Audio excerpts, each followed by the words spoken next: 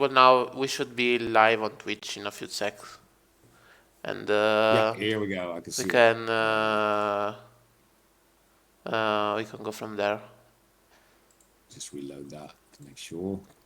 Okay, this has to be this way, and There was a yeah, network error. I think I can't. Somehow Twitch doesn't seem to. is it what? It says there was a network error when viewing the video. Okay, Yeah. let's see if we're live on Twitch, and if we are, we can start the stream, like the actual stream. Where are you, Twitch? I'm not finding. There you are. So. Okay, now it's there.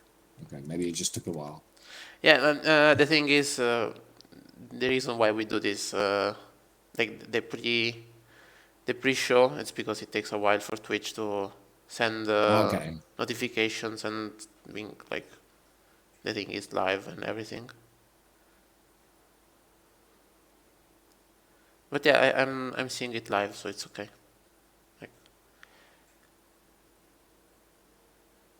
So I guess let's start then, shall we? Yeah, let's start. Yeah. Here we go. Hello, good evening, fellow Europeans and colonists, and welcome to the Forum Gottfugen Eurocast. My name is Snor, and together with my co-host and smarter southern cousin Dante, we will be entertaining you with geopolitical stories and analysis from the European Union, the Forum Gottfugen Discord server, and of course the wider world. And it doesn't look at all like you're reading from a script. No. Not at all. You can follow us on Twitch or join our Forum Gottfugen Discord server, or of course listen to our previous episodes on the YouTube channel. This week, I want to give a special hello to our Discord moderator, No Brains, whose birthday it is, by the way. So give them all a big shout out. Well, let's get started. Yeah. So you've seen the title. So yeah, exactly. We are going to talk about China today. And oh, great. Tell us which are the topics that we So this week's topics are, we've got 5 topics which we've chosen for this week, which are the top 5 news stories from the Reddit subreddit EU News. And they are the EU's investment initiative to counter Chinese influence, the EU Parliament's joint resolution on Hong Kong calling for sanctions on officials, termination of extradition treaties with China, and a diplomatic boycott of the Beijing 2022 Olympics, which is quite big. Yeah. We've also got a study claiming that YouTube's algorithm is fueling harmful content, and that's especially in the EU, actually, which is quite interesting, to be honest. I'm sure because you and I are both incredible nerds, we'll have a lot to say about YouTube. Yeah, I mean, what their influence is and how it's kind of perceived in the wider EU. Yeah. We also have the UK giving the EU 2 weeks to change the Northern Ireland Brexit deal, or they will follow up with a new approach, quote unquote. But actually, and this is something that is not common knowledge, it's a bit of an insider news. They are actually voting for tomorrow, based on the performance they give us tomorrow. They will decide if they can act tough or not, you know? Yeah. Depends all on tomorrow. So we will see in what state we are. So tomorrow, and for anyone who doesn't know, is the Euro 2020 finals between Italy and the UK, or Italy and England actually, because Scotland lost, Wales lost, but England's through to the final. So it's going to be very, very, very exciting. You know? I hear the whole of Europe at the moment is on the side of Italy. Yeah, I hear our biggest fans are the Scots. Yeah, exactly. They really want us to win. England shall prevail, says Churchill in the FG chat. So yeah and no. You just jinx it for your side, mate. You know, now it's definitely going to be the Italians. No, it's not. Fuck you. Don't jinx it. Oh dear, oh dear, oh dear. This is going to be an interesting evening tomorrow. Yeah, And the fifth subject is Montenegro is weeks from securing a deal on either a swap or refinance with the European and the US banks in debt owed to China because they had a 41-kilometer stretch of road which they got $1 billion for, which is useless, by the way.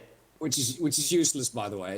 It's as far as I understand, And it it's doesn't. not It done. actually leads nowhere, and it's not done, Yeah, right? it's So not done yet, and the reason why it's not done yet, it's that the company that is supposed to make it is a Chinese company, and like, oops, we didn't finish. So yeah, can you become our bitch now? Like, great, great yeah. strategy there, Great Montenegro. move by Montenegro. And this is why we have to be really careful with who we let in the EU because we can't have this going on anymore. you know. So yeah, it's going to be a continuation of a story. We already talked about this in a past Yeah. Eurocast. Not sure if it's one of those that has been recorded or not. You never know. Yeah, it's probably one of the ones that has been recorded because most of the ones that we have now are okay. Yeah, At least I hope so. You have checked your levels, haven't you? yeah, yeah. Okay, okay, Mostly, okay. yeah. Just checking, right? So let's start. I suggest we start with the first one, which is the European Investment Initiative to counter Chinese influence. This, of course, has to do with the Beijing's Belt and Road Initiative, which was launched about 8 years ago, I think. Yeah, I mean it's been quite a while. Yeah, by China to basically recreate the Silk Road. No, I think it's. And I think you're saying it a bit wrong. Mhm. It's a project for China where they buy countries and make them their bitch. It's not Yeah, about the Silk exactly. Road. That's basically it. I mean, And you let's be can see honest. that it's already working. You can see how, when it comes to UN resolutions, you can see how mostly African countries which are in China's pocket, they vote what China wants. You can already Exactly. see that China already has some influence already. Yeah, and don't forget that for another example of that is this week the Taliban endorsed the Belt and Road Initiative. So we know that it's that if you can get the Taliban on board, then you're pretty okay. Yeah, It's this is a story that I came across earlier yesterday, I believe, that the Taliban has done this. I mean, the Belt and Road Initiative, I think, is about $3 trillion in projects around the world right now. So it's a lot of money that Beijing's pumping yeah. into that. And Although it reaches all the way to Europe. It's I think the final stop on the Belt and Road Initiative is actually Brussels. So, you know, it goes right into the heart of the EU. This Although, to be honest, train line. I do Mhm. think, and this is the topic of today, right? I do think Yeah, the EU is taking it, the Chinese question has been taken more seriously. And I do mm. think that uh, we are not going, I don't think the EU is going to be able to exert its influence too much outside of Europe. So we are Yeah, not going to do much about those outside of the EU. But yeah. at least I would imagine we would. I don't think the Belt initiative is going to work inside of the EU. At least No, I don't. Well, I mostly, mean, there exactly. are They'll some. have a seat at the table at most, I think, in most projects. I think there are some like weak points. Like I could see Hungary just fucking up everything Yeah, and doing it, but mostly yeah, I and imagine Greece they. as well. Greece Yeah, is also quite vulnerable to that, and they've actually, I think they've sold a few of their ports actually, or one of the ports to the yeah, Chinese. yeah, they did, which is So something you should which is never do. bad. Exactly, never sell to the Chinese, or never sell to anyone outside the EU, basically. Yeah, That's buy EU. But So we're seeing this happen more and more, really, aren't we? We're seeing the Chinese basically trying to influence countries along the Belt and Road yeah, initiative. which I don't know. I think, like, I understand why they do that, but maybe they. You could even say that I think they almost played it a bit wrong. Mm. They went for the influence a bit too early. Yeah. So you can see now there are some countries, even in Asia, that like relatively smaller ones, that are Mm. against it because it's really obvious that you become a vassal of China, pretty much. Yeah. And Uh, African countries as well, by the way. I've yes, heard, Africa as well, but there's buyer's remorse there, basically. And the yes, same thing is happening to Montenegro now, yeah, you can which see is, of course, both back buyer in the remorse EEA. there, and you can see, as I said, there are some, especially I'm talking about East Asia because you are literally next to China there, and even them, they're going against or back on being part of this initiative because I think China might have been a bit too aggressive, Yeah. and I mean some countries might still go for it because of the money involved, but now it's really apparent how much like it's like a deal with the devil. It's no Mm. one really wants to do it anymore, and it's not Yeah. like I don't know, especially like in the EU. Like, why would you do that now that we have all those COVID money going around? So you don't even need China. So I don't know. I think it is possible for us to. Sorry, I think my co-host has dropped away. I think Can, the connection's going a little bit wonky on my oh, side. wait. Can you not hear me? Yeah, I can hear you now. Okay. Uh, So that would yeah. I'm not continue. sure where you, uh, if you and the other where you left off. But anyways, what I'm saying is, I do think that we should be able to counter at least when it comes to influence that is this much direct. There are some other things where it's not going to be as easy, and Yeah. I think um, one of the later topics is about Hong Kong, Mm. and there's the Taiwan issue as well, Yeah, and then exactly. and those are like a bit more political in nature, Mm. and then there is the actual issue that is even if you are against them politically, we are Mm. still really intertwined when it comes to economics Yeah, because economics. everything is being made there, and Yeah. it's not going to be easy to be uh, to fully be independent of China. Mm. Although you can Yeah. say that on the other hand, they can't fully be independent by themselves either because No.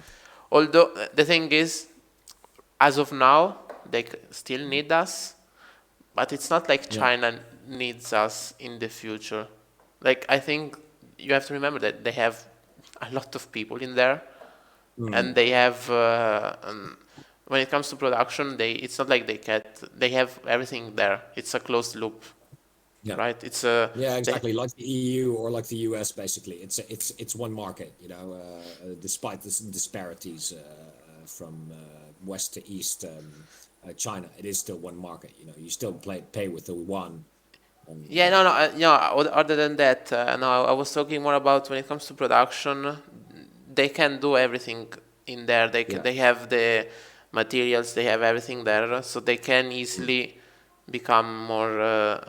Even if they become more isolated, they can make stuff by themselves, and they have plenty of people to sell stuff to. yeah, exactly. And you have to remember that even if China is now richer, and there are people that are more wealthy, there are still parts of Mm, China, mostly outside of the coast, pretty much. mm. Like more in the inside of China, you have people that are still somewhat poor, Yeah. Living in the Middle Ages, basically, and very, which very poor. And the Uyghur, the the genocide of the Uyghurs, which is going on right now, is a classic example. These are very poor regions where yes. the government is heavy-handed, where there is no freedom, But the thing is, those people no can no become progress, no wealth. well, not when it comes to Uyghurs because there are some of people like them, or when it comes to other parts of China where there are minorities which are oppressed, and those are not never going to become rich or wealthy. But there are parts of China where there are people that are not wealthy that can become wealthy in the future, and those can become people that to whom China can sell stuff in the future, the stuff they made. So it's not like they, compared to even like the EU or the US, which are mostly developed, there are China has a lot more untapped potential yet there. So it's not I like, like how you imply that the US is mostly developed, by the way. It's very nice. well, You know,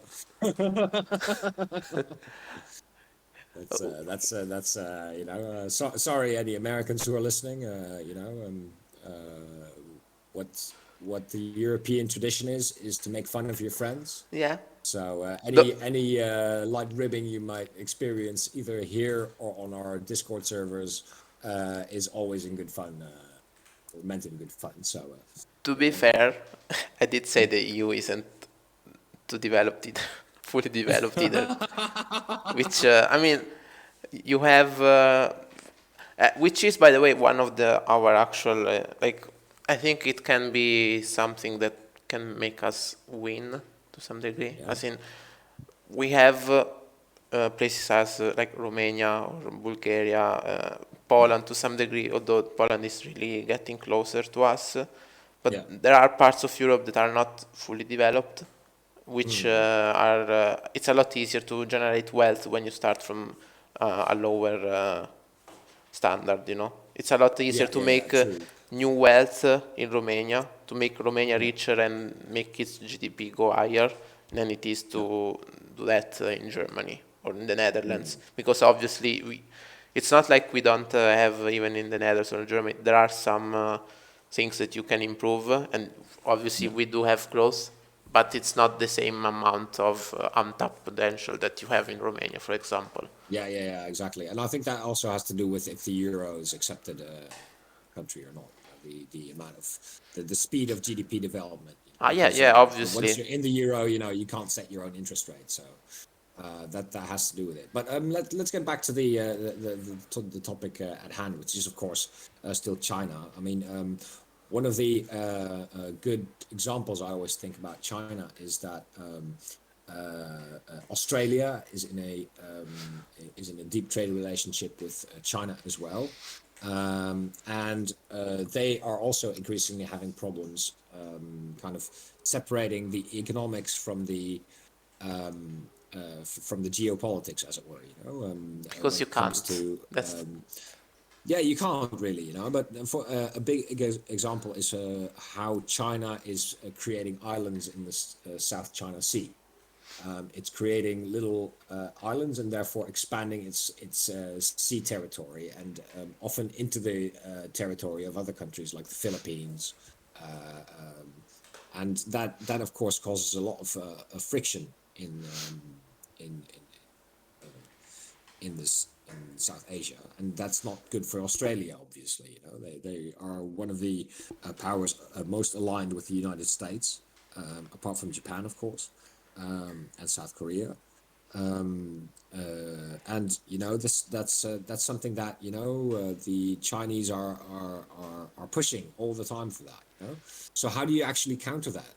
Well, I don't know that. Like, yes, Australia is obviously an ally of the US, but it's not like it's not like Japan at all. Japan sees China as an enemy, pretty much. Meanwhile, and it's mostly independent of China, as much as any developed nation can be, obviously. But if you're talking about Australia, they literally are, they're really, really intertwined when it comes to China. For example, one of the, when it comes to their universities, they have, I'm not saying that if they didn't get Chinese students, all of them, their university would close. But most of them would. A lot more, yeah.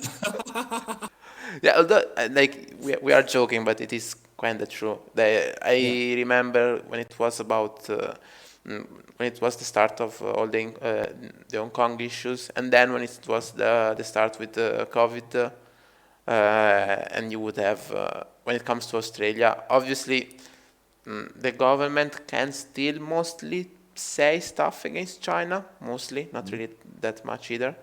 But if you look at, for example, universities, they were. It's really easy to find universities in Australia where you can say Taiwan number one or stuff like that. You know, Yeah. it's and it and that's like one other way that China can Yeah, and interfere they and do that in Europe influence. You as know. well. There's Finnish universities that have rejected Chinese influence, and Dutch universities, which also have Yeah, but links to Chinese the thing is, universities, where we the have Chinese choice. are yeah, We have yeah, choice though. exactly, Like yeah, if like in Italian universities, obviously we have yeah, some Chinese students, but it's not like half of them are Chinese or whatever. no, We don't have, no, and if we don't get Chinese students, who cares? There's plenty more from around Europe, you know. yeah, Meanwhile, if you're exactly, Australia, who is going to come there? New yeah. Zealand?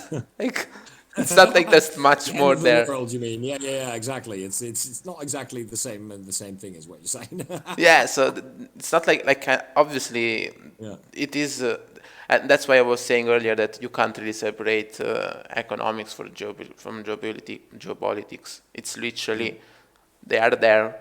The only other power is China. They are literally in the middle of the ocean. No one else is there.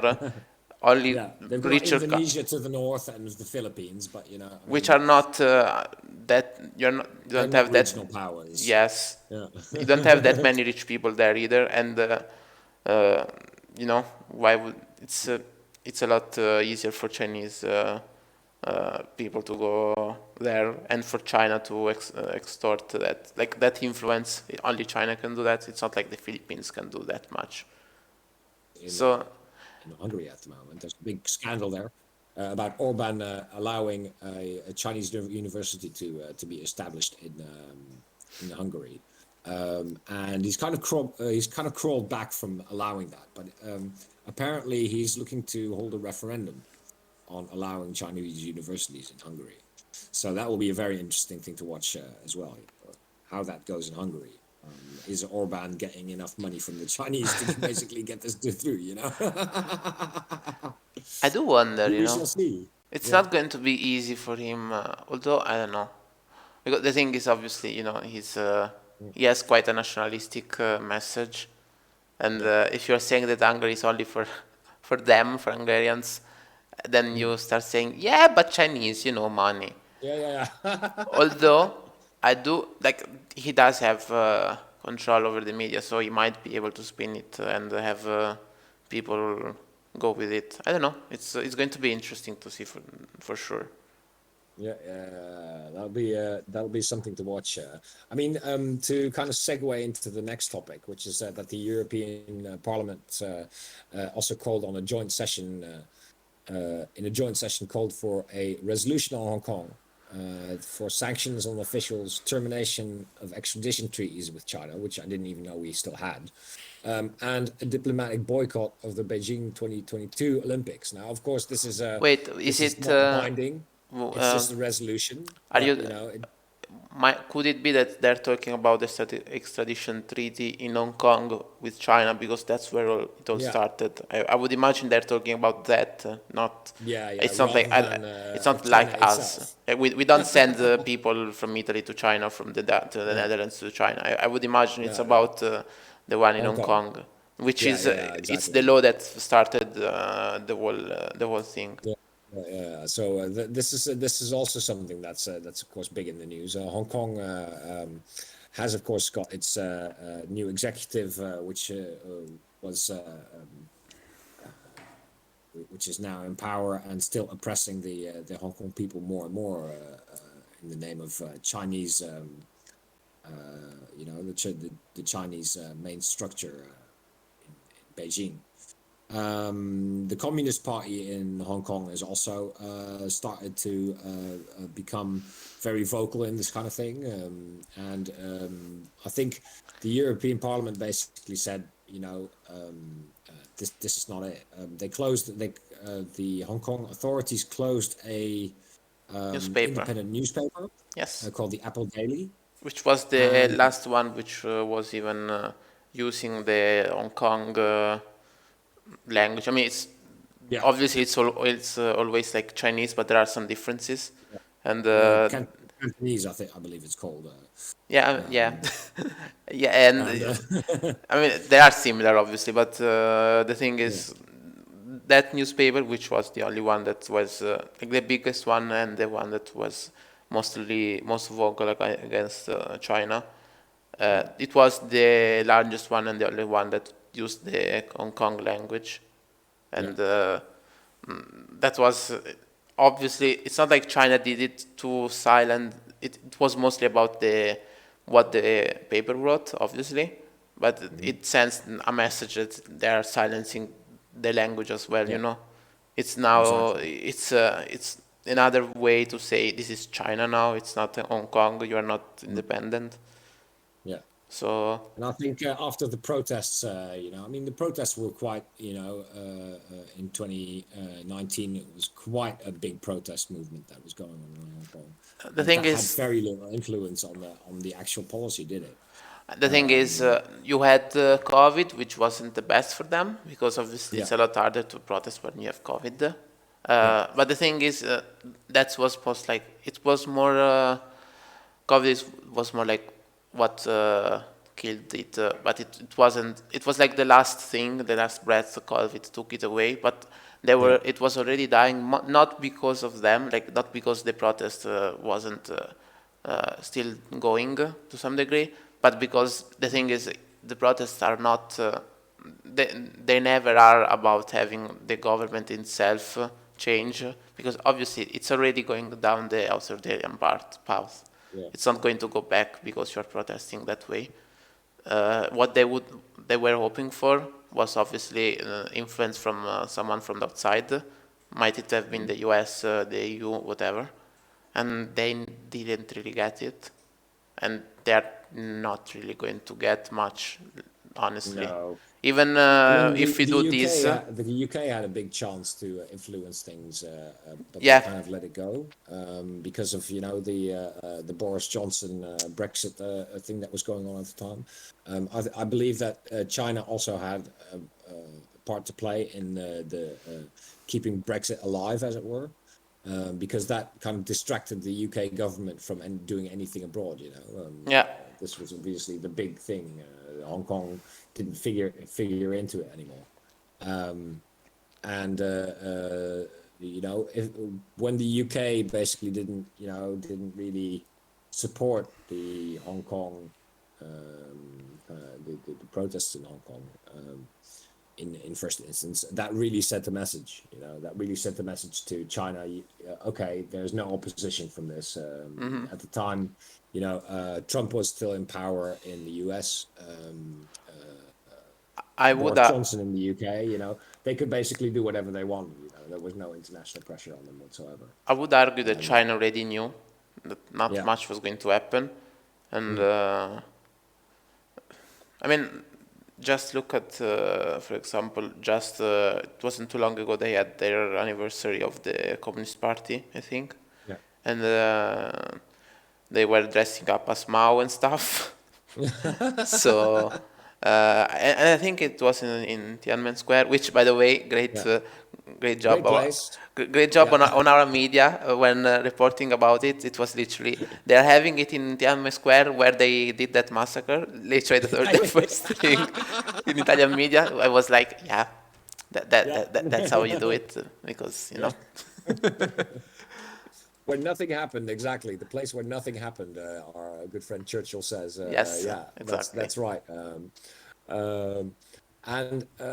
It'll be interesting to watch what now is going to happen with Biden in power in the US, focusing more and more on the Chinese and Russian influence in the world after Trump, of course. But I mean, the protests in Hong Kong are basically already over. That's how I see it. There's no more big movement towards towards protests or disobedience of public order. It's really kind of, I mean, the British government, to their credit, did say that anyone with a Hong Kong passport can come to the UK without a visa. Yes.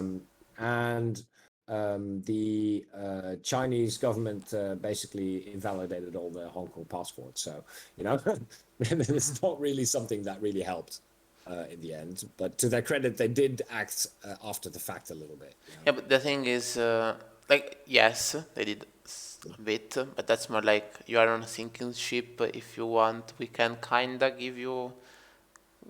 let you come here, but Yeah. it's not like saving Hong Kong. It's like the ship is still in sinking. It's obviously it's better than nothing. It's better than leaving people on the sinking ship, but it's not. It's more almost like an admission of the ship is sinking, and there's nothing more we can do here. Yeah, exactly. I mean, it's a really sad situation, to be honest. I mean, Hong Kong was kind of a beacon of the one China, two system idea. And now that, I mean, this is also a signal to Taiwan, of course. Yes. Taiwan, China's always viewed Taiwan as being its own. Well, Taiwan does as well. They both subscribe that. Exactly. They both see China as one. They don't see two Chinas. They just think the other side is occupying the other part of China. Yeah, exactly. And that's, when you look at, for example, what influence Hong Kong's suppression has on Taiwan, it's basically sending a message to Taiwan saying, listen, if you join us, this is what will happen to you. You will become part of China. I mean, and I think that's also, I mean, Taiwan's, because of Biden's kind of, steps towards Taiwan now. Taiwan's really on a crossroad, and I've heard reports of U.S. Army studies that say that China will basically not take this lying down. The American kind of steps. Yeah, but the thing is, the U.S. is already losing it's losing Southeast Asia. The thing is, when it comes to, if you want to talk about military power and having a military expedition there and stuff, sure, it's a bit more complicated. Like you can really not know how it's going to go. It's really impossible to know. But the thing is, China is already winning when it comes to Taiwan. Just look at literally every company, every big company. Can you see Taiwan on their websites? Can you see Taiwan on anything? There is never going to be Taiwan. It's always like banned on Western companies because they have to deal with China. They have to deal with China, and China is starting to become a big, like it's a big market. And if you are, and this is something that if you are a company and you are working in a capitalist system, your objective isn't about morals. Obviously, it's about growth and making more money. That's literally your objective as a company. And at which, by the way, I do think it's how it's supposed to be. It's not like companies have such. It's not companies that have to have like the moral high ground or whatever. It's the state that should. It's the state that should guide them, make the companies, make them do what they are supposed to do. Exactly. And since the state isn't saying that you have to put Taiwan in there. What they do is it's either you put Taiwan and get not that much from it, or you just don't and you get Chinese money. So you do that, and you. I don't think that's really enforceable, though. I mean, if you obviously. Look at how states are, that's in Europe. That's one of our big points, Yeah. Exactly. I do think that Europe has some more tools to deal with it, because although it's more about European the European market, but we can be more protectionist towards towards ourselves, towards European companies and stuff. So we do have a more hands-on approach. Like the state interferes a bit more compared to the US, where it's literally every company does whatever they want. Capitalist heaven, no regulations, deregulate everything. Well, it's not even really that, though. I mean, if you want to go there, the US, they have regulations that can make monopolies thrive. It's not like they don't, it's not even without regulations. They have companies which write regulations that make those companies the monopolies, and they can just do whatever they want. It's it's like the dystopian version of capitalism. It's not even the ideal capitalist society. Great job there. This people is why it's good to live in the EU. Let's be honest. Our states are small enough and know how to bully, and and this is more. By the way, this is also a good example of why Dante is smarter than me. Because I said it so in the intro, my smarter southern cousin, because I'm just an IT bod who doesn't know all this stuff. Yeah, Dante actually thinks about things, and I don't. Yeah, not much. I don't think much. I mean, it's all relative, in the end. I mean, it's like two frogs in a well, in a pond, that thing. Talking about, what's going on beyond the horizon.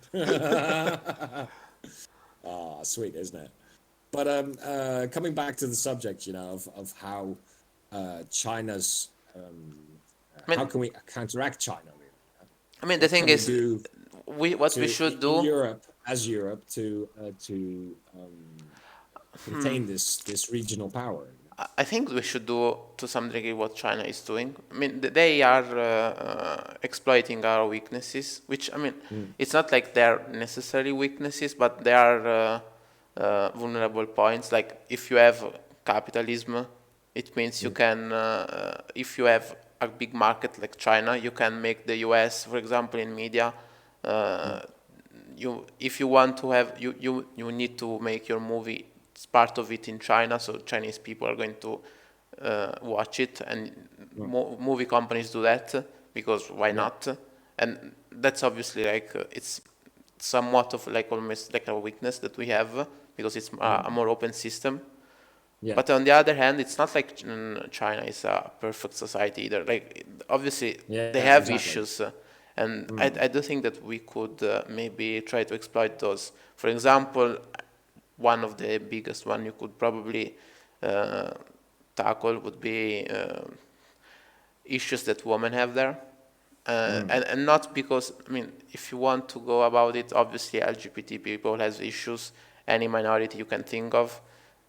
Although well, so do we.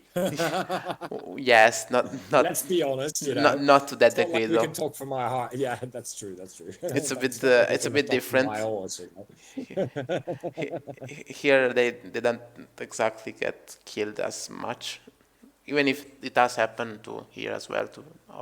Unfortunately, it's not like we have. It's not heaven on earth. It's just a bit better here. But the thing is, the reason why I was saying we should probably concentrate on women issues, it's because almost half of China is women, so there's plenty of people that have those issues. Meanwhile, if you go about, obviously, we should try to go about LGBT issues and all those other things.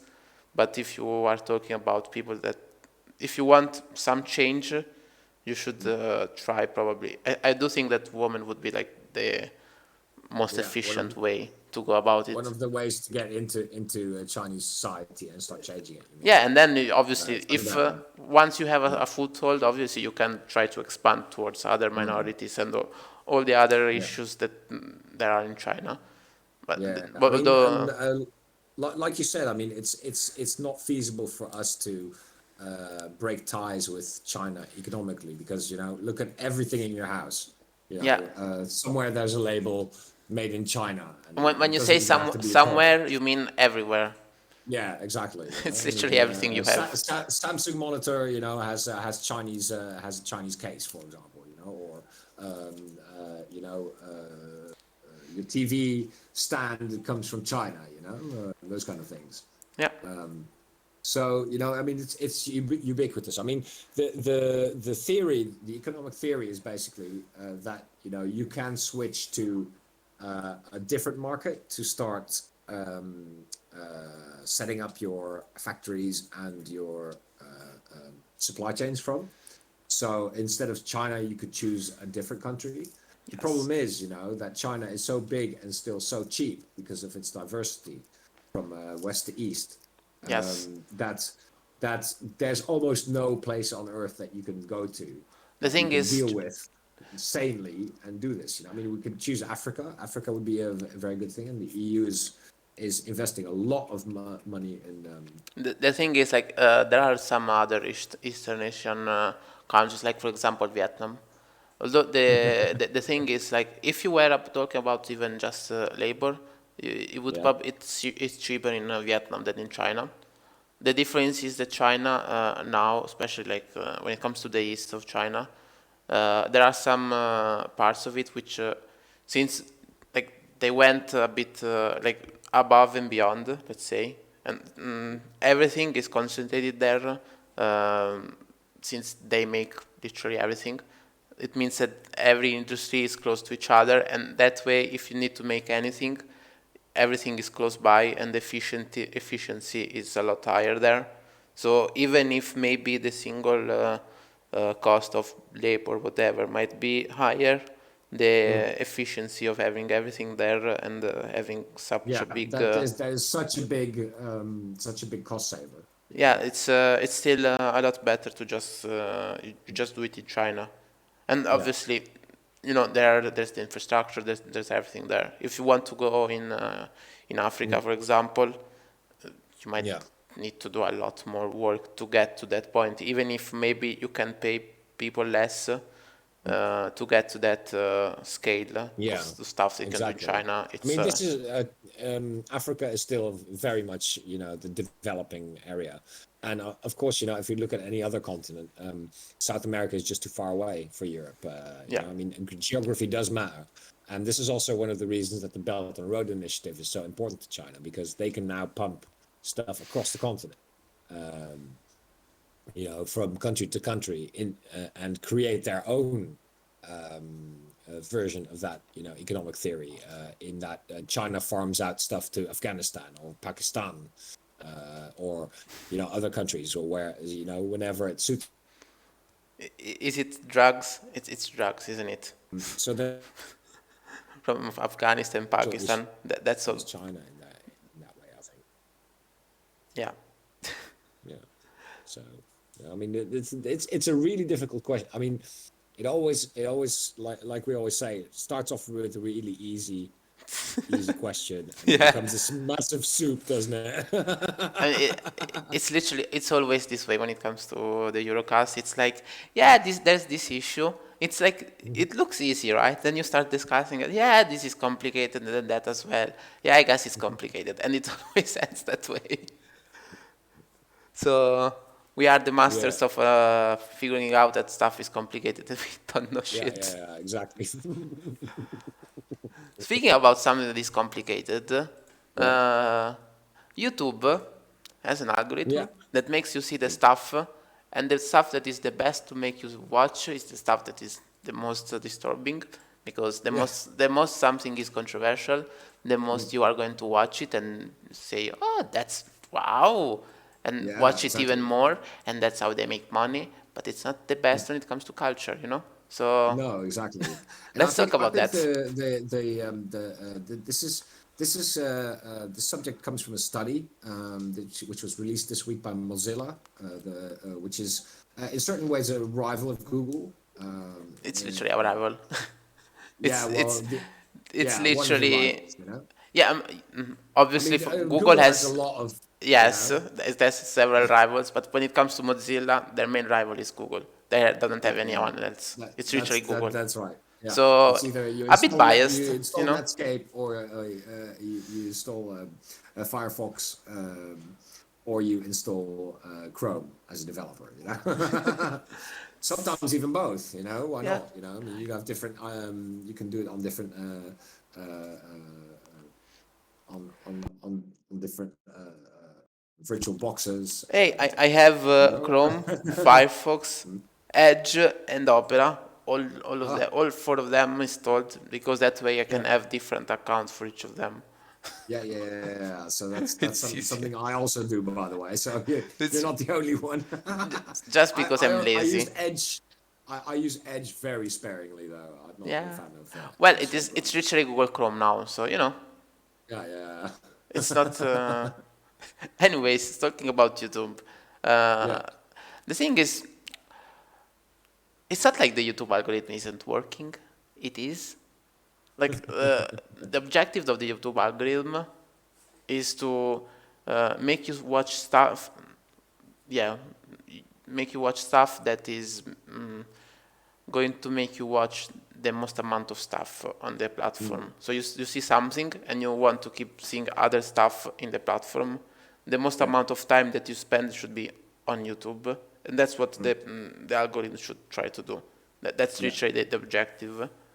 Mm. And what's the best thing to uh, have someone watch? Like as a Yeah. title, anything that is controversial, anything that Exactly. is like clickbait and stuff, it's going to Mm. be At the top of the getting. list when it comes to YouTube recommendations, basically. Yeah, and And then I it's think it's very. I mean, in the US, that because of the English language, it's easy to police. But what we're seeing is, and this was highlighted by the study, that in Germany and in France, the amount of extreme content basically is, or that the recommendations go towards the extreme is about 71% of the videos, which I do see. I see that here in the Netherlands as well. The recommendations rarely fit what I want, and because I have children, who are now old enough to go on YouTube and enjoy that kind of thing. well I to really have to watch out with them.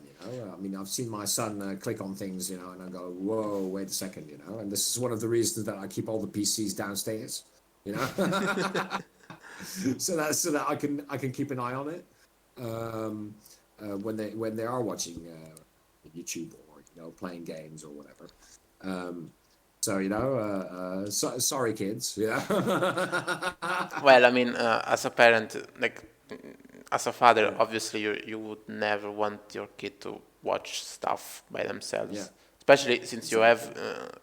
People might not know, but your kids are still quite young. It's not like they are. How old are they? They're 8 and 10 now, so they're getting to that age where they want to explore more, and it's never enough, and so I really do have to watch out with Yeah, that. it's even worse you there. know, I yeah, in the beginning when you have kids, like you can give them like a really simple program, a really simple kids show, and they'll be absolutely over the moon with it. They'll wait for it, and they'll do anything to watch that. But at the age of 8, 9, then they're already they're at school, and their kids, their friends all have mobile phones, and Yeah, hey, are you playing Fortnite with me tonight? You know, and games like Fortnite, you've got the automatic chat basically, which is always on. So you really have to watch out who with what the children are saying to people. yeah, And of course, when it comes to YouTube, because I mean, YouTube's algorithm is toxic as hell.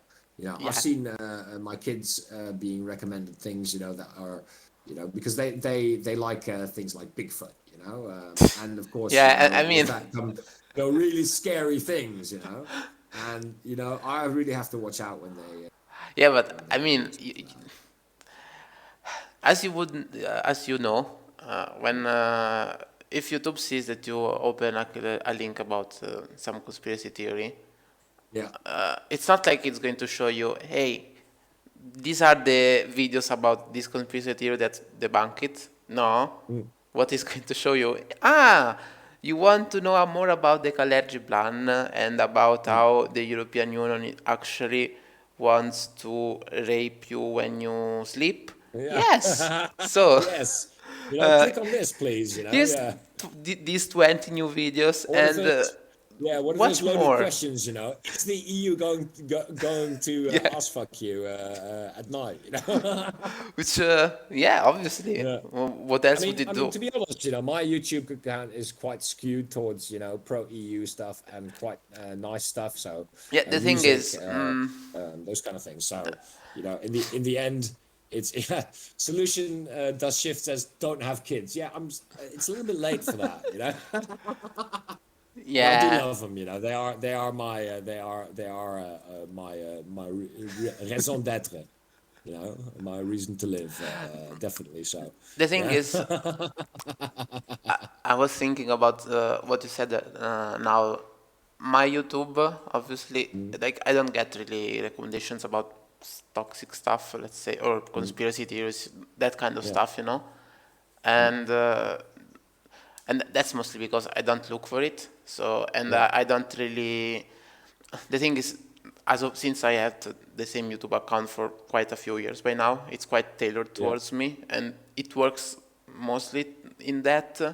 But even then, if you start looking for something, literally like a search in YouTube about any of those arguments, it starts to fuck your up your account, and you start seeing those things. So, and that's Yeah. when it comes to something like mine or yours that are already tailored towards some kind of content. But if you Yeah. think about people that maybe they don't even have a YouTube account, or they made it just to.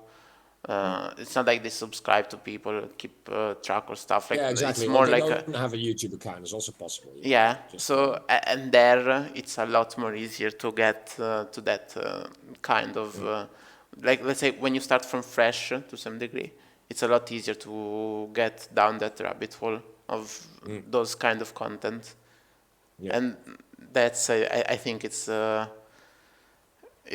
I it mean, gets the worst, and it's not easy yeah. to address either, because what do you Yeah. even tell YouTube to do? It's not like they even have that much control over that. It's machine learning.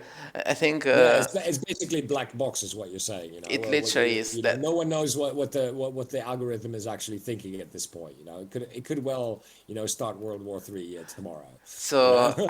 as a software developer, both Yeah. me and you, we know that when you write like a normal program without machine learning or anything, as Yeah. soon as it becomes over 1,000 lines, more or less, Yeah. if it fades, you don't know why it fades, right? Yeah. And that's when it's something simple. You can imagine using machine learning on something as big as YouTube. Yeah, No one there knows that's what the no fuck one, is no going one, on. no one knows. Yeah, exactly. Yeah, there's no way. They maybe have like one guy from From the start, that 50-year-old guy that started it. Locked in a basement. although With chains. So they can't get away. the And thing he is, might know something about how the machine learning, yeah, he might know. algorithm.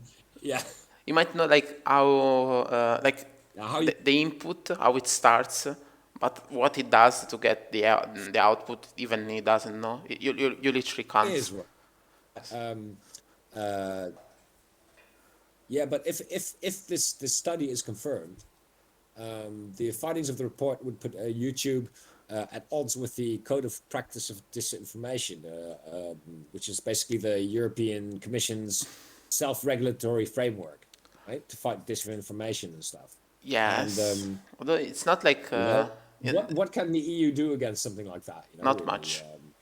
Although, no, yeah, I don't. although no, let me go back a sec. Uh, we already we were already fighting this fight. It's not like it's nothing new. We already knew it. It's why Facebook were and Mark Zuckerberg was called by the commission. No, it was the parliament, and they Yeah, had the the chat, and it's already been like we already knew that, and it was something where we were starting to crack down on a bit more. And then we had yeah, COVID, and everything else went on the yeah. background for a bit. But uh, yeah, I mean, it's nothing new. We already knew Yeah. that, and obviously YouTube is like an obvious example. but any algorithm about in any social media is going to do that to some degree. So, and the thing is, if you want the EU to be able to do something, it has to be the EU. It can't be just one member state. And what you would need to do right now, honestly, since it's a bit more possible, get the US on board as well, in some capacity at least.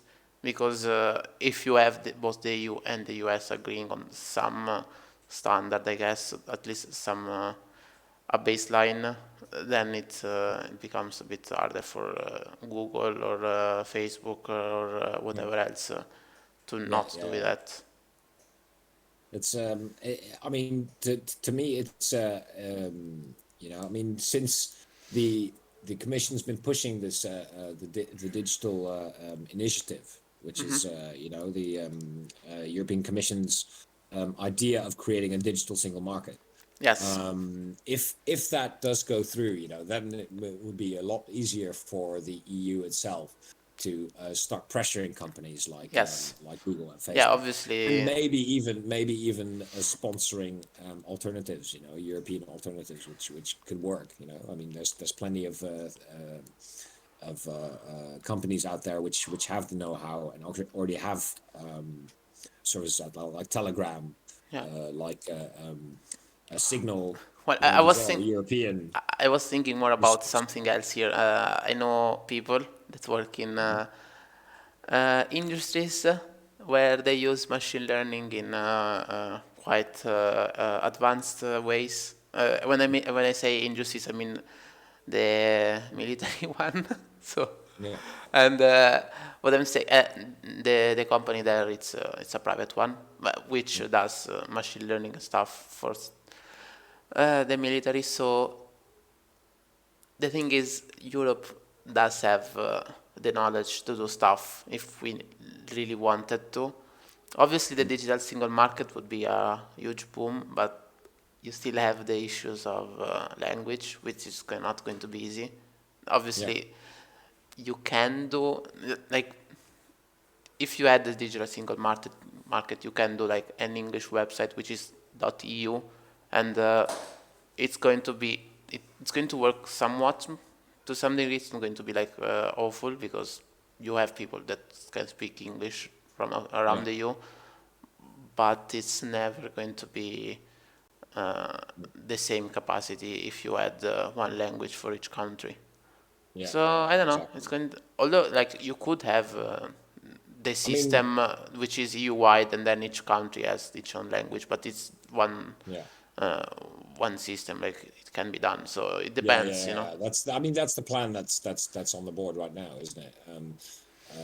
So I mean, I always find it a very difficult thing to talk about because it's such a complex issue. You know, when you're talking about machine learning.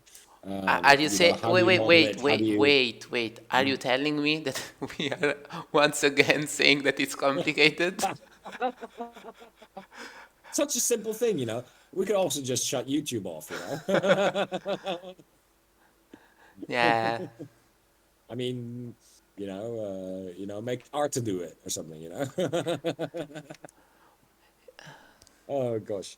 But you know, I mean, when we're talking about things that are happening in IT in Europe, you know, there's many companies out there that are doing sterling work also on social media platforms. You know, so I mean, the thing at some point there will be a YouTube alternative, which is no, I don't think so. Is good.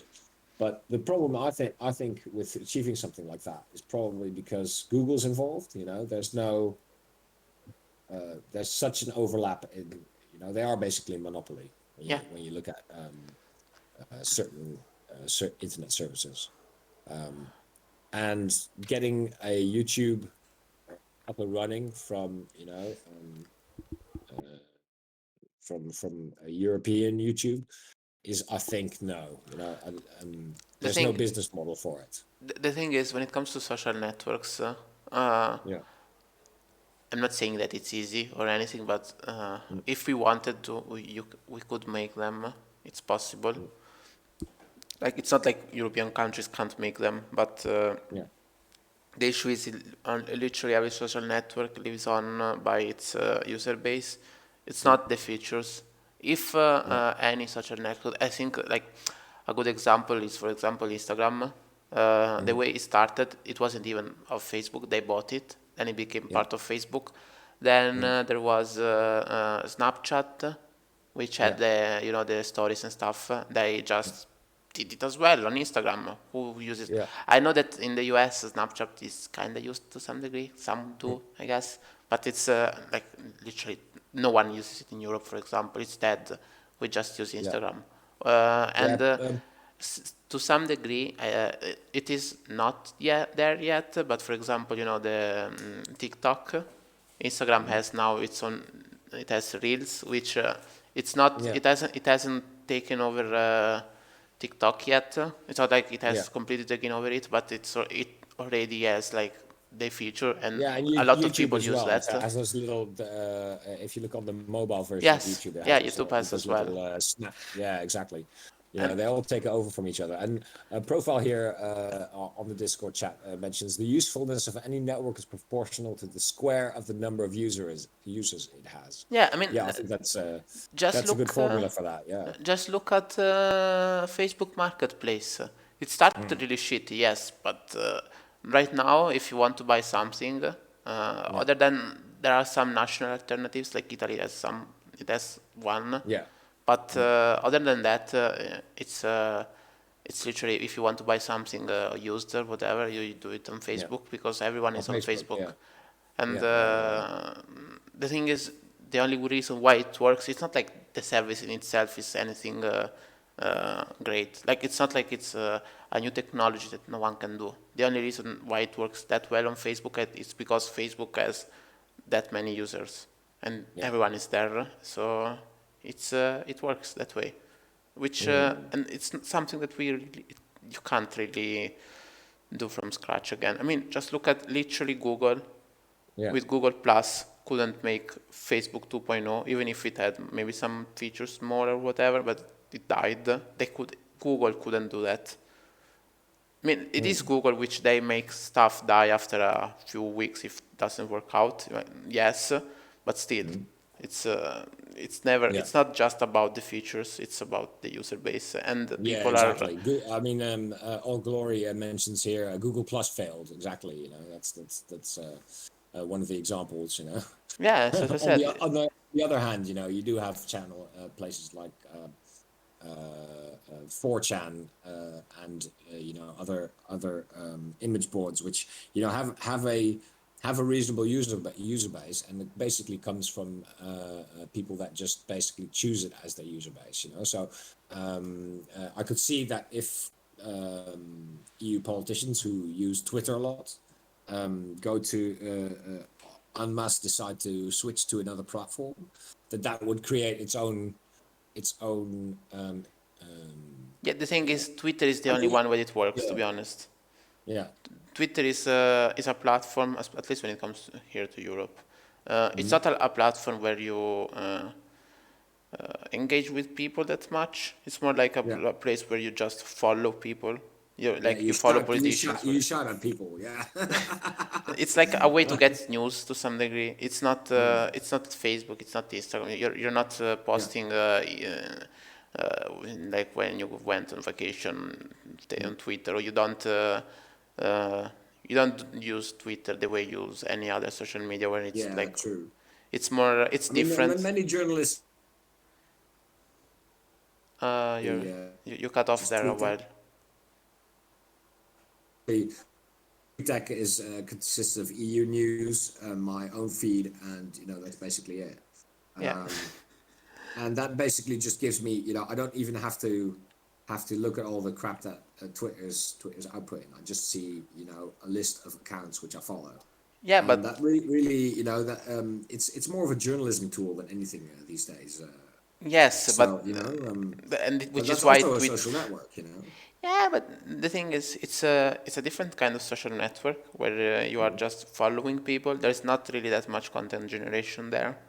It's more like there are some politics journalists, whatever, VIPs. They post something and you follow them. instead of being a way for you to communicate with other people as well too much. And that's why it's really a lot harder to monetize Twitter, which is why Twitter has never made money, and it's still failing. As a business, it's failing, and it doesn't know how to monetize. And anything they try to make, like, to monetize, when they start to do that, and each time it has backlash from the from the the Twitter users, community, exactly. and it fails because it doesn't work, because it's never going to work. It's not something that you can really monetize. Poor Twitter, you know. But I mean, something like that would be you know, a replacement for Twitter would be one way to Yeah, that would be easy. for the EU to, yeah, that would be a much better move Yeah, but than, for because example, trying to you know what? Yeah, recreate YouTube. this is what I'm thinking here to explain it a bit better. You are using Facebook or Instagram because your friends are there. So the only way for you to leave those platforms is if everyone you know goes to another platform. I think an even better example is WhatsApp, which is the one everyone has in Europe. The only reason why you have WhatsApp is because everyone is on WhatsApp. You don't really care about the quality of the service that much. It's literally everyone's there. It works fine. You use WhatsApp. Meanwhile, when it comes to Twitter, it's not about everyone is on Twitter like my friends or whatever. It's literally there are these 5, 10, 12, whatever people. These people are here and I follow them. If they go to another platform, I follow them there. It's the same. I don't care. That's where the big difference between Twitter and any other social media. So, which is why you can kill Twitter and make something different, but it's a lot harder to kill Instagram or WhatsApp, Facebook, whatever. Yeah. I must say, you know, we've basically started a war in the voice chat of the Discord server now, where people are going, which one's better? So, you know, well done us, you know, Discord, Telegram, WhatsApp, Signal, yeah.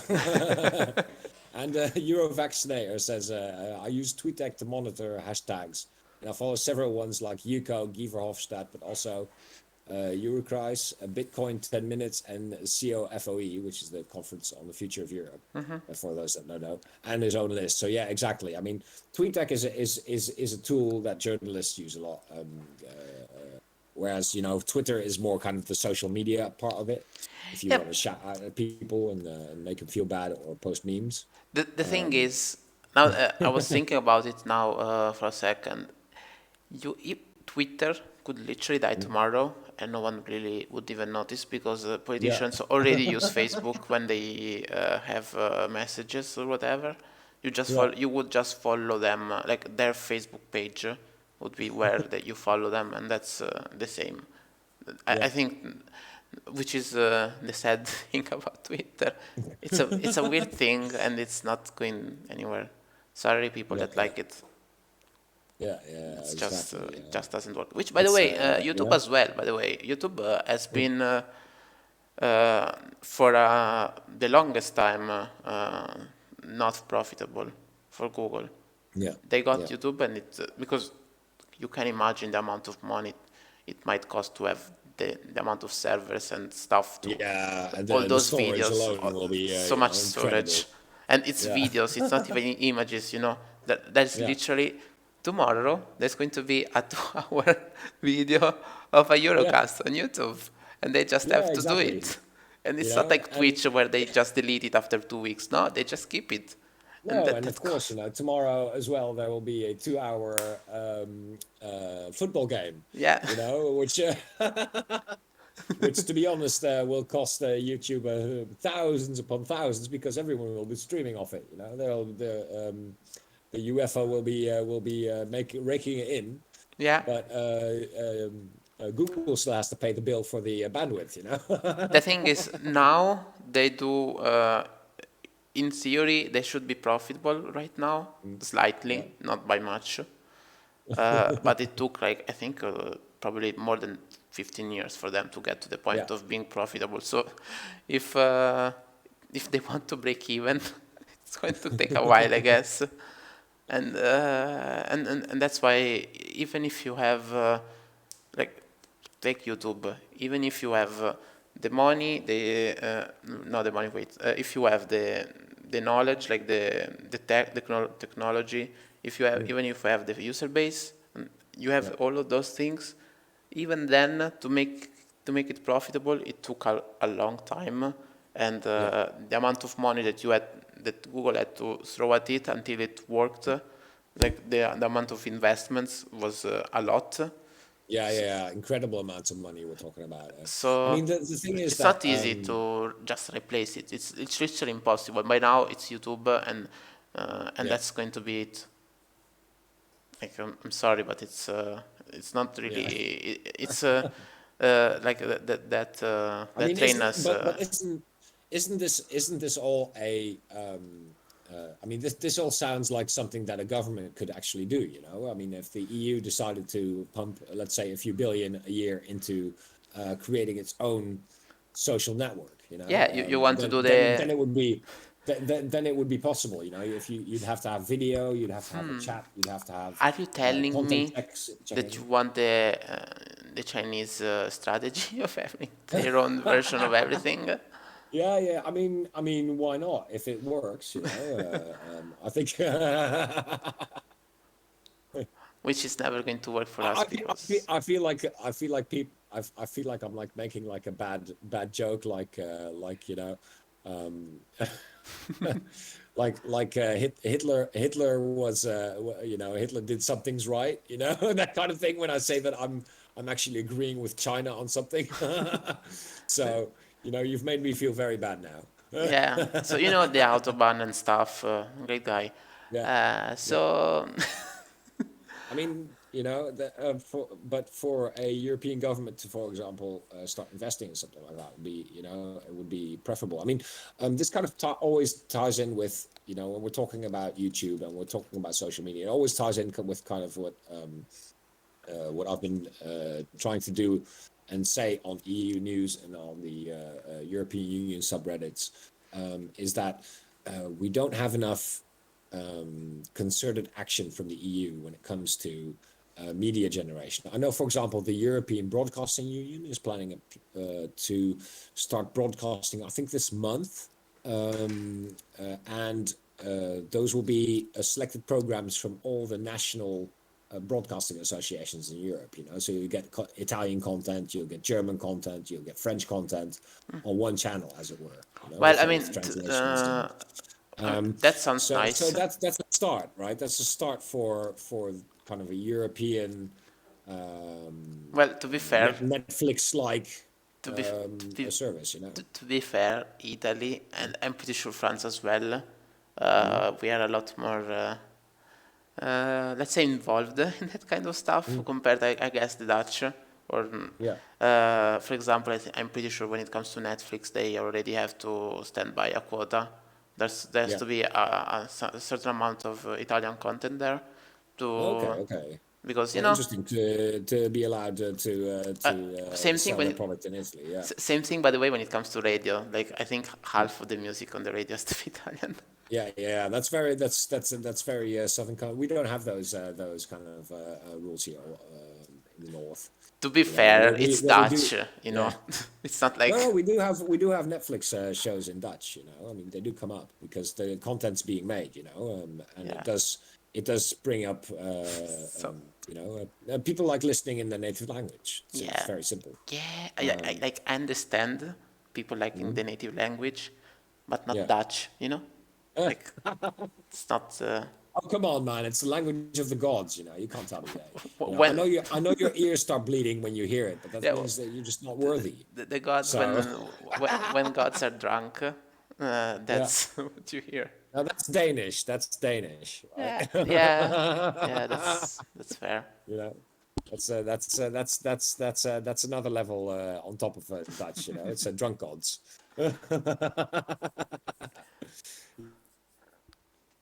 But yeah, I think.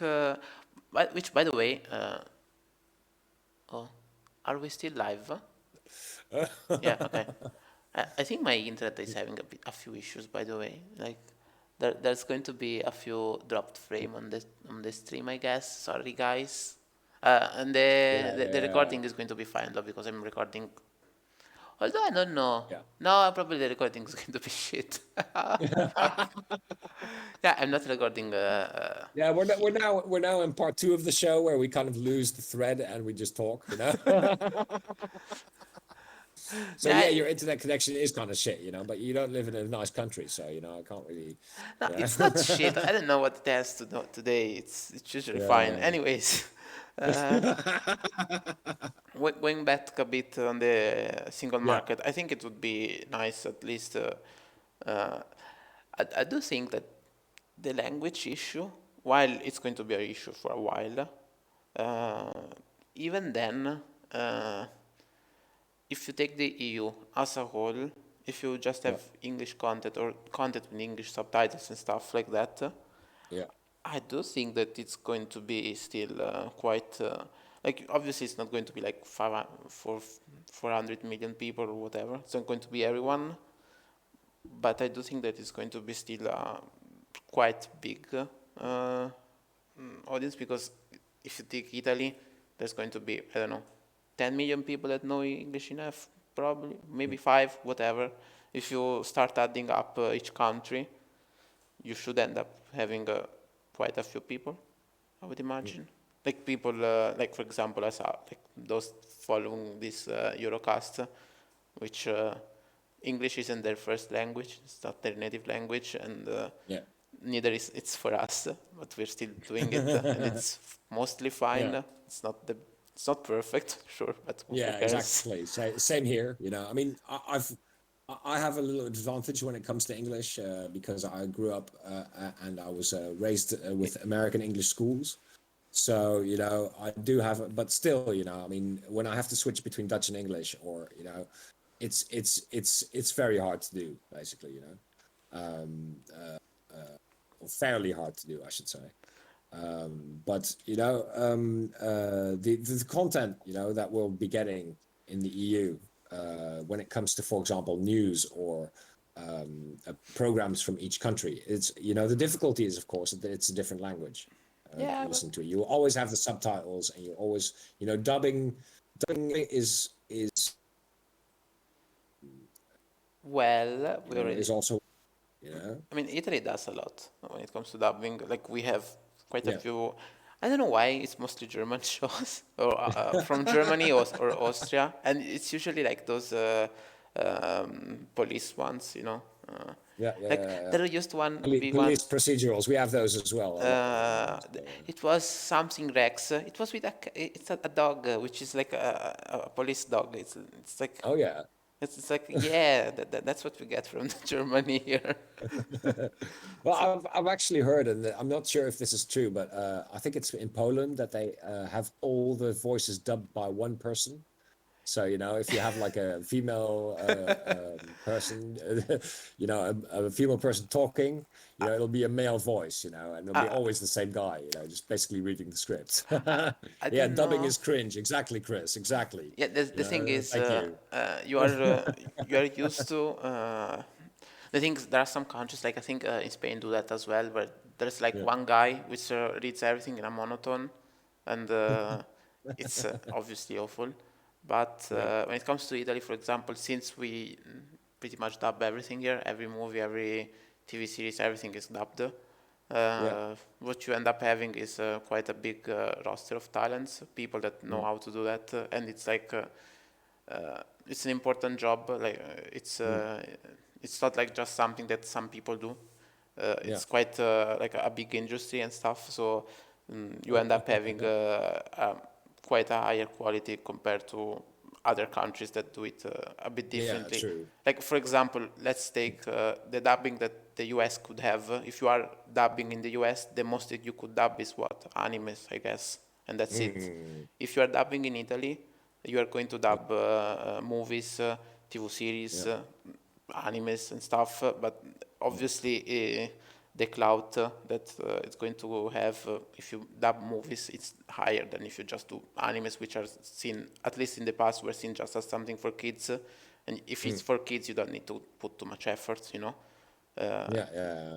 Well, Meanwhile, Mugi-chan on our voice chat puts up a good point. She says, "How about giving people a choice to ship movies with all dubs and subs?" I mean, this is something that Netflix already does. You know, yeah, I Netflix mean, has the choice to, when you're watching international movies, to choose from languages to dub in or original, yeah, I mean, and subtitles as well. I think it's And they pretty don't much always every. line up, by the way. I I don't think know if you've ever noticed. I don't know, like might be. I don't know. Well, sometimes it can be different because it's literally uh, because the dub, the subtitles. It's not someone listening to the dub, the people speaking and writing it down. It's like a script or whatever, and maybe when Yeah. they act the lines, they change it, or it might be the opposite. So yeah, sometimes it can be a bit different, but it's fine usually.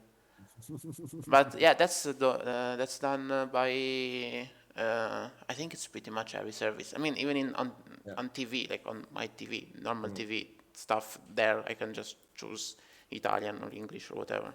Yeah. We So don't have that much in the Netherlands. I mean, in the Netherlands, movies for children are the ones that are dubbed. I mean, yeah, dubbed, and TV programs only have subtitles, which you can either turn on or off or on. So, you know, you will get the original French language. And I find myself as well when I'm watching Netflix or something, and it's like a French series, that I'd rather have the French language spoken and then read the subtitles.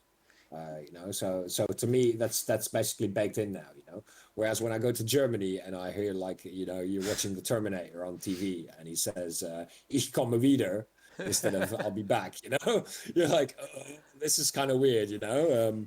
yeah, but the thing And is, I yeah. don't want to be like I'm biased, but Italian Mm, dubs are a lot better than most of Europe or most of the world mm. actually. I think Yeah. uh, if you want to go to when it comes to like the quality of Mm, voice acting that you have in Italian dubs, probably just mm. Japanese voice acting has it. It's at that level, I think, when it comes to the world. Most of the other countries are a lot lower. Yeah. But even then, like personally, I prefer watching stuff in the original language because that's the way they were Mm. made. But it's not like Exactly, and you get the. I mean, I've also got Polish videos and Czech videos, not those kind of Czech videos. Um, I don't know you if you say Czech on my videos. Netflix, right? Not Yeah, anywhere else. yeah, but Czech videos, we all know Yeah. what What kind kind of of videos videos they they do. usually make, but you Yeah. know, these are actually good police series that I like watching. And when the language is just, you know, just similar enough. But when you have like Japanese, because the language is so different, you know, for example, in an anime, the dubbing often does help, you know, convey the story better than the subtitles would.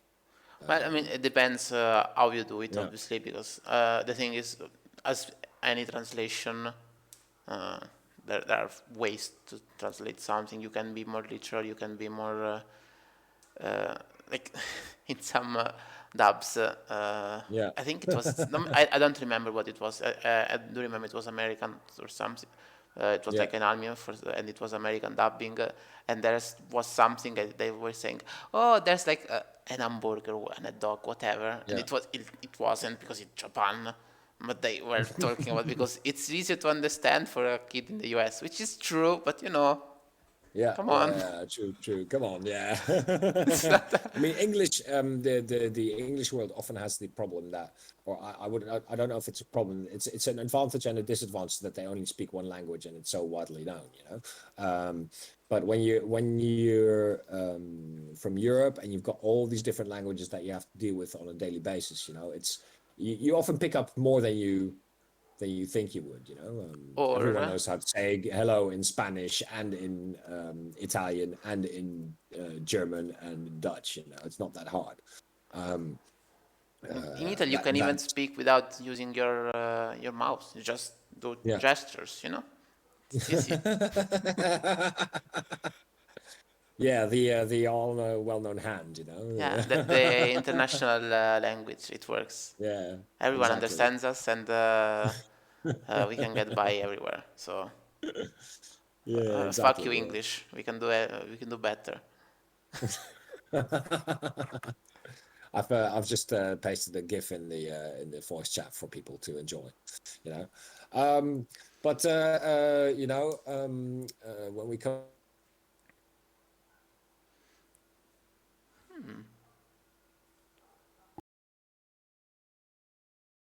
I mean, this is still something that's developing. The EU's powers to change, to make social medias perform to their level is also something that's quite controversial. I mean, um, one of our longtime users, Glory to the EU, he basically found this week that the EU is allowing the messaging services to scan messages before they are encrypted, Yes. and that's a problem. I mean, this is all done for child safety, basically. Child finding child pornography and stuff, but uh, the the thing is that scanning messages before they're encrypted is incredibly dangerous, Yeah. and it'll be indiscriminate, basically. That's something that the EU is now doing. So I think we're still learning. The case is still out. The Parliament has basically voted in favor. I think it's 500 to 99 for this law. And like Profile said, think of the children has justified quite a lot of very bad things over the years, and I think that's true. Well, to be fair, since Yeah, I would imagine, like, obviously most of the people here, if you are a bit more, slightly more tech savvy than anyone in Parliament, yeah. you would know. Social media isn't used for that mostly. Well, kinda. Well, no, but yeah, kinda. But the thing I mean, is, there's Tor, there's VPN, private networks. There's all kinds of things that you can subscribe to if you really want to look for illegal content. Let's be honest. yeah, the thing is, There will always be stupid people. That's true, like, though. we all know that a law such as this is going to have really bad implications when it comes to privacy and everything else, and Yeah, security and everything. And that's why we are obviously mostly against it, I would imagine. Most of the people here are. yeah, yeah, But on the other hand, and this comes back to the theme of this Eurocast, which is it's a bit more complicated than that, because yes, like, obviously I think as well that it's probably not the best way to go about it, mm, but how do you even go about it? Like, you either like, I think at some point it's like, it's almost like, you have freedom, and you don't anymore because you want to protect the freedom of others. And I think it's a discussion that should be had when it comes to the internet, and the freedom we have yeah, digitally. It's a bit harder to because it's different from the freedom you have there with the one you have in the real world. But in the real world, yeah, you are okay with limiting your freedom to not limit the freedom of others. mm, When it comes to the internet, it's a bit harder, and yeah, there are good reasons. It's not like just, it's really easy to say we're doing it for the children, and you have control over yeah, everything, or whatever. Like, the scale and the technology allows to do a lot more. Like, so obviously you need to be careful, but if you would like, if we could find a way to do it a bit more carefully, would people be okay with limiting their freedom to allow something like this, like something like this law? And what kind of freedoms would we allow to limit? Like, I think it's probably like a good something that we could think about. It's not yeah. like we don't have the answers, obviously. Neither me, neither you. It's not like Yeah, yeah. it's not like I'm saying it is like, and the answer is let me know. No, it's not that. We Well, have no maybe anyone idea. else on the chat knows the answer, but I Yeah. certainly don't. Although, yeah, it's more like Yeah, something to think about and yeah. a way to look at it. Thinking about. I mean, the saving grace of the EU is that there's so many levels of controls and checks, and Yes, if it is illegal by EU law, it won't pass. Basically, I mean, yes, let's be that's honest. true. Although Yeah, here I'm moving a bit more on I guess a bit on a tangent about, how the internet, it has already changed a lot. The internet we had in the 2000s, like at the start, it's yeah, different from the one we have now. It's a lot more controlled right now. Uh, yeah, it there used we didn't have like algorithms that yeah. control like the stuff you post, and if it's like violence or whatever, it's mostly kind of shadow banned from the start. Like, we didn't have this at the start of the internet, so it was more like the Wild West. I do remember on YouTube you could literally watch entire movies. They were just on YouTube. You just got a movie, you put it there, and you watch it. It's a bit different now, you know. And so it went from the Wild West to something a bit more regulated, but it's not yet completely regulated. It's not as regulated as real life, and Yeah. I wonder how do we I don't regulate? think it will ever be that way, to be honest. I mean, people will always want to have their anonymity online Well, I mean, guaranteed in some way, if it's a username or it's, so it will never become like real life where, you've got a social security number. well, it depends, you know. I mean, yes, maybe in China, but not here because, people will just not stand for it. I think, Uh, especially in countries like the Netherlands where, privacy is very, very sensitive. And yeah, I mean, we do take privacy seriously, yeah, yeah, yeah. and But I mean, in the Netherlands, there's also historic precedent for taking privacy extra seriously because in the Second World War, for example, the Dutch civil service had such good records that the Nazis basically could find all the Jews in one go and just get rid of them. yeah, That was but really do you a really wake-up think? call to the Netherlands to like go, Do you okay, this is wait? important now. Do you really think that the Secret Service in the Netherlands right now doesn't have the same amount of data right now, even if not more? Oh yeah, yeah. So I don't But know that it's. I'm sure better safeguards in place now. Like all that stuff is encrypted and behind several layers uh, you know of Yeah, but checks. I mean, So I'm more confident in the Dutch Secret Service than I am of the pre-war yeah, but let's say that Dutch civil service.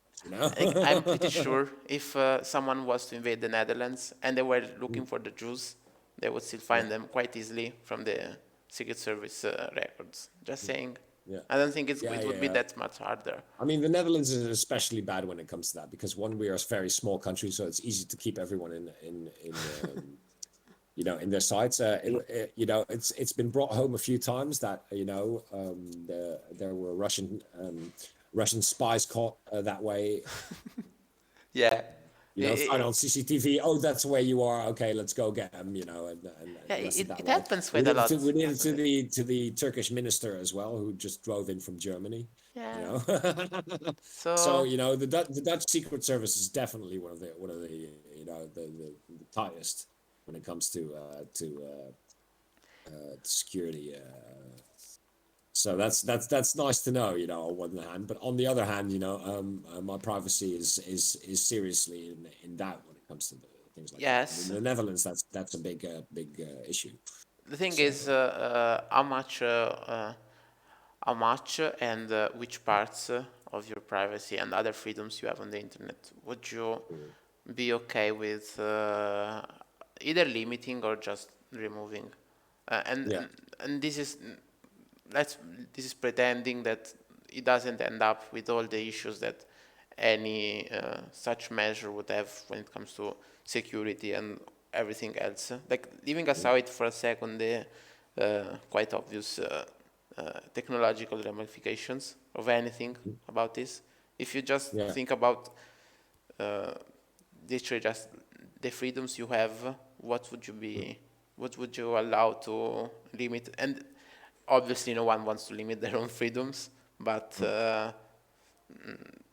would you allow some freedom of yours to be restricted to some degree? I mean, I'd like to have the choice, to be anonymous. It's definitely a right that people have, in certain ways. In the Netherlands, it's, for example, illegal for anyone but a sanctioned officer or a police officer to ask for your passport. Yes. I mean, Those kind of laws make sure that only people that have to know are allowed to see the details that. so, oh fuck. The world with databases of all Dutch citizens. But when you're talking about accurate information on the moment, to be able to arrest someone who's just, for example, committed a crime. I mean, this week, this was big news in the Netherlands that a crime reporter, Peter R. de Vries, was shot in broad daylight by a mafioso, and they caught the guy within an hour. They basically had him. I mean, I would imagine so. I mean, Yeah, but I mean, in a small country, it's very easy to hop off across a border.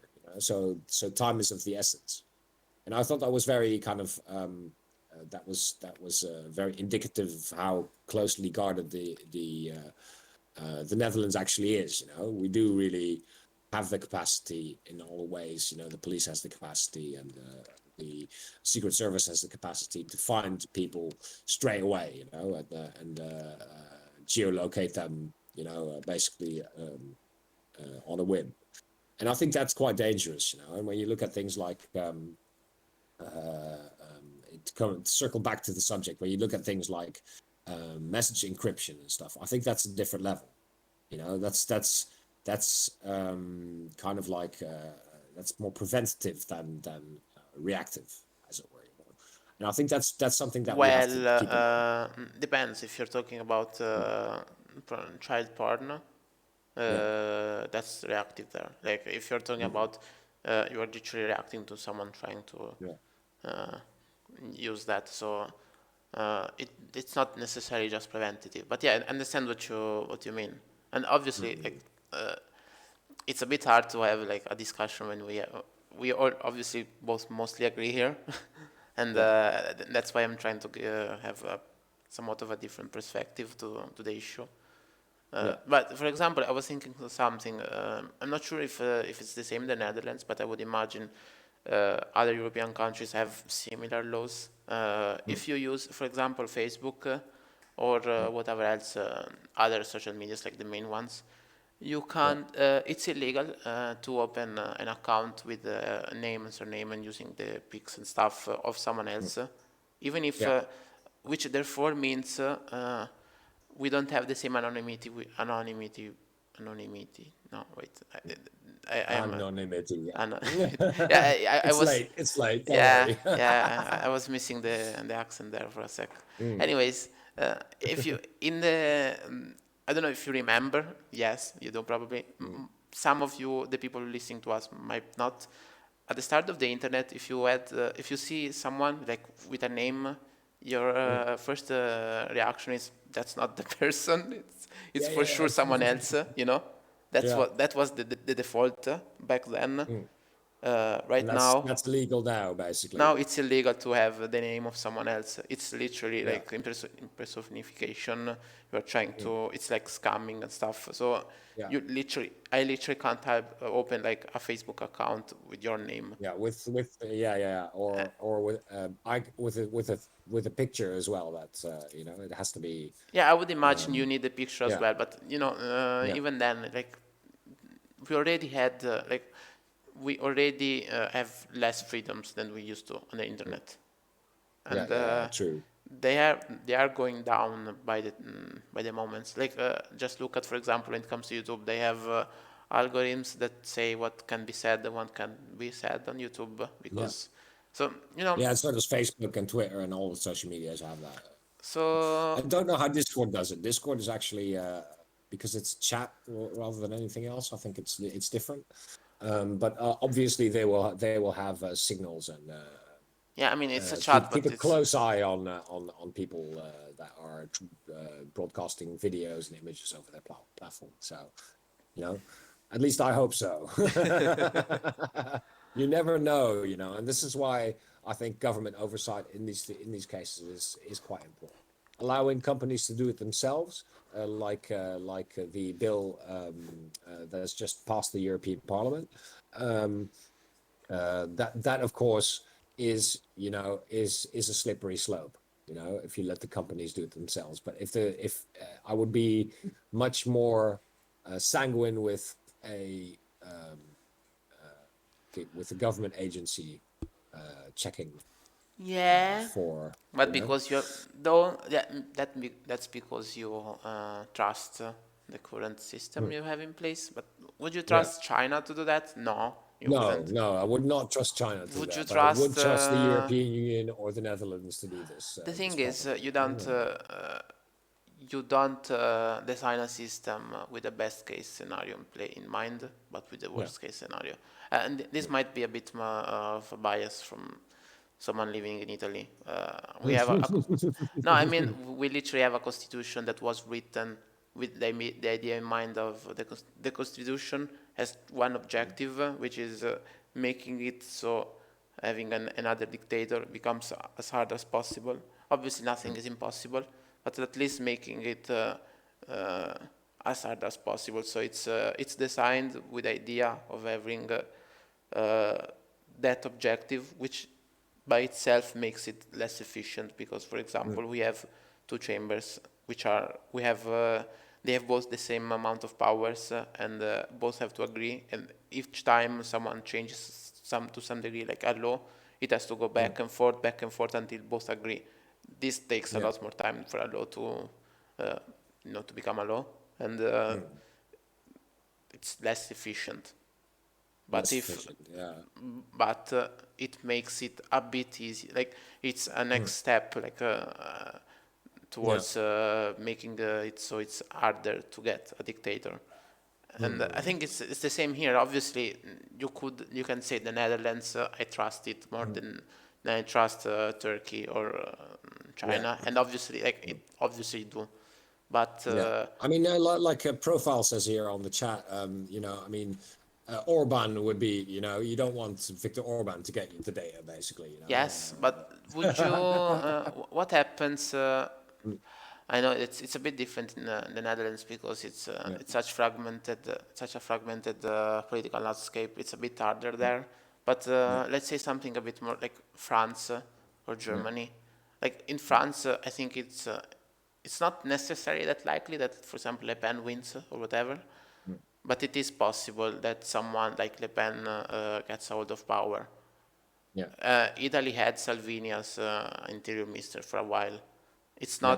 It's not like they had Yeah, all you're the gonna have power. him as prime minister soon, so Yeah, the thing is, we have a system which make it so even if Salvini is the prime minister, the amount of stuff he can do is limited, and yeah, he doesn't become the dictator just because like even if you are in power, even if you can't become a dictator just because you are in power because there are limitations and stuff because that's how yeah, we have designed the system. So if you are saying, uh, do you want when it comes to technology, that's even if you have like give the key to the kingdom to someone. When it comes to technology, it's like a lot more power than anything we have had in the past. I mean, just look at China. The way, I mean, it's dystopian.